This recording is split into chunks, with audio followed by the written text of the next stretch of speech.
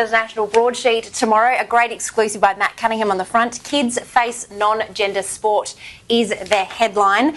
And Northern Territory teachers would be encouraged to organise non-gendered sports teams, physical education activities and sports days under plans being developed by the Education Department. An early draft of the guidelines even suggested teachers be banned from calling students boys and girls to avoid offending children who might be questioning their gender. And children attending school camps would be able to use the toilets, showers and sleeping quarters of their affirmed gender. Look, Baz, the issue of gender fluidity, identity in children and all of Australia at this point in time seems to be front page news for issues that are impacting the seat of Warringah in New South Wales. What's your take on this for, gender inclusivity for primary school students? Well, something I'm far better educated now than I was, say, 2 years ago. Clearly it's a space where I had the wrong things to say and have certainly learnt and had my own education process. I mean, the fact of the matter is, Jenna, that some people do struggle with their sexual identity. And although the vast majority of people watching us now, the vast majority of Australians will consider themselves either male or female, there is a percentage of our population who do not identify as male or female or struggle with their sexual identity and perhaps were born with male genitalia but identify as a woman.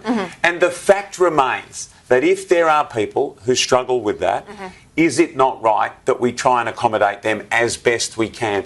I remember late last year, I compared the Brownlow medal because it was in Perth. We were going through a rehearsal. And in the rehearsal, in the room, it was an empty room, I was doing my bits and pieces and said, ladies and gentlemen, welcome along, blah, blah, blah, just in the rehearsal.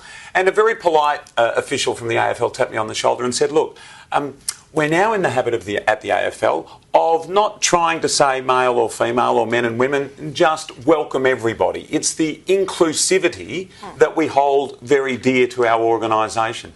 Now, if the AFL can adopt that sort of approach, if others in our community can adopt that sort of approach, why not in schools? And I do think that language like girls and boys can potentially, at a young age, send the wrong message. So I understand this. I also understand some people's confusion around this space. But the fact remains, if it's not easy for everybody, why not make it a little bit easier for them? Interesting point of view. I think, look, if you want to get involved in any conversations that we're having this evening on the front page, please use the hashtag #TheFrontPage on the social medias.